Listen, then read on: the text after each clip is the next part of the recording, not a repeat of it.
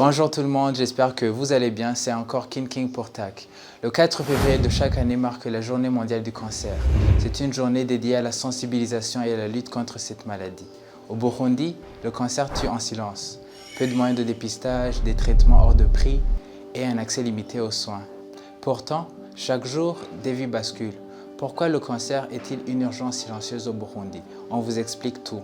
Chaque année, des centaines de Burundais reçoivent un diagnostic de cancer. Mais pour beaucoup, ce diagnostic arrive trop tard. Pourquoi? Parce qu'il y a très peu de centres de dépistage et que la maladie reste méconnue. Comme nous l'explique Dr Alexis Manilakidza du centre médico-chirurgical de Kinindo. Donc les traitements, c'est en fonction du type de cancer qu'on prend en charge. Et parmi les traitements, en général, il y a la chimiothérapie, il y a la chirurgie. Et le reste, la radiothérapie pour les malades qui en ont besoin, parce que ce ne sont pas tous les malades qui ont besoin de la radiothérapie. On les envoie, on a des collaborations avec les autres hôpitaux de l'extérieur, on les envoie dans les différents hôpitaux, notamment en Tanzanie, au Rwanda ou en Ouganda, pour les patients qui ont besoin du traitement complémentaire par la radiothérapie. Mais la plupart des patients ils sont pris en charge ici, ils sont sous chimiothérapie, il y en a qui sont traités uniquement avec la chimiothérapie, il y en a qui sont traités par la chimiothérapie et combinés à la chirurgie. Il y a des facteurs de risque, certes, du côté adulte, on va dire il y a le tabagisme, il y a l'alcool, il y a aussi les infections virales qui ne sont pas diagnostiquées à temps et qui peuvent endommager certains organes, notamment le foie, et finir par développer certains types de cancers.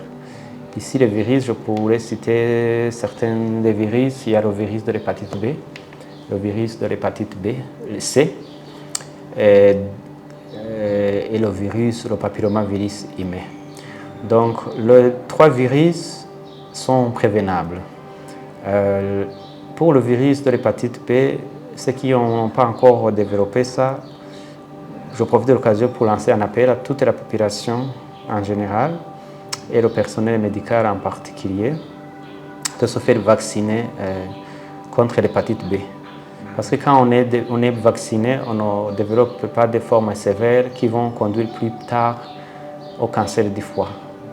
Pour l'hépatite C, il faut se faire dépister à temps. Même les gens qui vont faire les mariages, je sais qu'ici au Burundi, avant de se marier, on fait le test de VIH, mais il faut faire aussi le test des virus de l'hépatite B et de l'hépatite C. Parce que ce sont des virus qui se transmettent sexuellement aussi. Donc, si on fait un dépistage, on trouve qu'on a le virus de l'hépatite C, par exemple, il y a des médicaments actuellement qui sont efficaces, les patients peuvent prendre ces médicaments, et comme ça, ils sont protégés de développer plus tard le cancer du foie. Pour le papillomavirus humain, il y a des campagnes qui vont venir pour vacciner toutes les jeunes filles avant le premier acte sexuel. Et effectivement, pour les protéger contre plus tard développer le cancer du col de l'utérus. Les autres facteurs de risque, je dirais les femmes enceintes. Là, je reviens sur ma spécialité. Les femmes enceintes, il faut qu'ils évitent des facteurs de risque, notamment les peintures dans les maisons. Il y a des études qui ont été faites qui montrent que quelqu'un qui est exposé aux peintures pendant la grossesse, il y a un risque qui est augmenté d'avoir un enfant qui va développer plus tard de leucémie, par exemple. Les insecticides dans les champs, les stations d'essence. Une femme enceinte ne devait pas travailler, pomper l'essence sur les stations d'essence. Donc, il y a tout ça. Et une femme enceinte ne devait pas fumer, ne devait pas prendre de l'alcool. Tous ces facteurs ont été étudiés et ça montre qu'effectivement, les enfants qui vont naître, ce ne sont pas tous les enfants, mais il y en a qui vont développer le cancer plus tard. Alors, le plus grand défi, c'est beaucoup plus le diagnostic tardif. Ici, autour de 65% des patients qui se présentent ici, ils se présentent au stade tardif.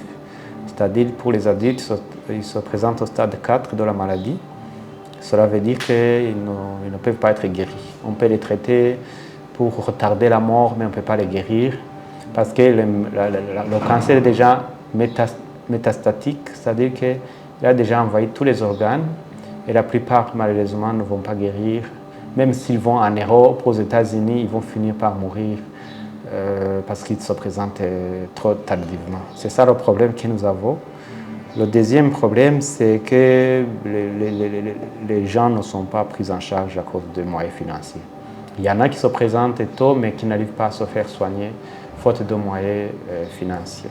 Je pense qu'il y a un manque d'informations, il faut une sensibilisation. Je profite aussi pour vous interpeller. Tout le monde doit contribuer à la sensibilisation. Par exemple, les gens devraient se faire dépister une fois par an, les adultes. Si il y a des moyens de dépistage des cancers du côlon, ce sont des moyens simples qu'on peut leur proposer. Il y a des moyens de dépistage du cancer du sein, ce sont des moyens qu'on peut leur proposer. Donc moi je pense que le problème c'est l'information. Il faut que les gens soient informés, il faut sensibiliser toute la population. J'ai parlé de virus, j'ai parlé des facteurs de risque qui peuvent conduire notamment au tabagisme, qui peuvent conduire au cancer ORR, au cancer du poumon. Tous ces facteurs-là, si la population est sensibilisée, on pourrait réduire sensiblement la morbimortalité liée au cancer. Dans la prévention du cancer, il faut une alimentation équilibrée, c'est-à-dire manger les fruits, les légumes, les protéines. Ça protège contre beaucoup de maladies. Mais une fois le cancer est développé, selon les études qui ont été faites, aucune alimentation ne peut guérir le cancer. L'exercice physique a aussi un impact sur la prévention du cancer, notamment le cancer du côlon. Les médias, il faut organiser des entretiens, il faut des conférences qui pourraient être diffusées dans toutes les radios et les télévisions existantes sur le territoire national. Cela permettra d'atteindre le maximum de la population pour pouvoir avoir l'information fiable. Et aussi, au gouvernement, il faut multiplier les centres de prise en charge des patients de cancer. Parce que les seuls centres, les 2 centres qui existent au Burundi ne suffisent pas, ne sont pas suffisants pour couvrir tout le territoire national. Il faut aussi sensibiliser les médecins, parce qu'il y a des médecins aussi qui n'ont pas l'information suffisante sur le cancer. Il faut donc organiser des ateliers de formation et de sensibilisation du personnel médical et paramédical. Que diriez-vous à une personne qui hésite encore à se faire dépister? Moi, je dirais que je parlais à ces personnes-là de vraiment changer, parce que le cancer, quand on commence à sentir les douleurs, parfois c'est trop tard. Donc il ne faut pas attendre de sentir les douleurs, d'avoir les signes, les symptômes pour venir se faire soigner. Et en se faisant dépister, on donne, c'est une chance, il y a une chance de trouver le cancer au stade précoce. Et les cancers au stade précoce se traitent et se guérissent. Mais les cancers au stade tardif, ça se traite, mais ça ne peut pas guérir. Même si, je vous ai donné un exemple des gens qui se présentent ici au stade 4 de leur maladie, même s'ils vont en Europe, en Amérique du Nord, ils ne vont pas guérir. Ils vont dépenser leur argent, ils vont finir par mourir. Donc, le dépistage précoce, ça va permettre aux gens de se faire soigner précocement, mais avec peu de moyens. Par exemple, je vous dis, quelqu'un qui a un cancer du col de l'utérus débutant, ils vont être traités sans même prendre la chimiothérapie. Et ils vont guérir. Donc, vous voyez que c'est moins cher et c'est efficace. Les gens qui ont des différents cancers comme le cancer du sein, quand ils se font dépister précocement, ils ont les chances de guérir même sans radiothérapie, sans autres moyens de traitement qui sont très chers. L'État burundais et ses partenaires internationaux doivent agir pour rendre le traitement du cancer accessible à tous. En attendant, chaque geste compte. La sensibilisation, le dépistage et l'accompagnement des malades. Le cancer n'est pas une fatalité. Avec un dépistage précoce, un accès aux soins améliorés, des milliers de vies peuvent être sauvées. Partagez cette vidéo, informez-vous et sensibilisez votre entourage. Parce que la lutte contre le cancer, c'est l'affaire de tous. Ciao, ciao!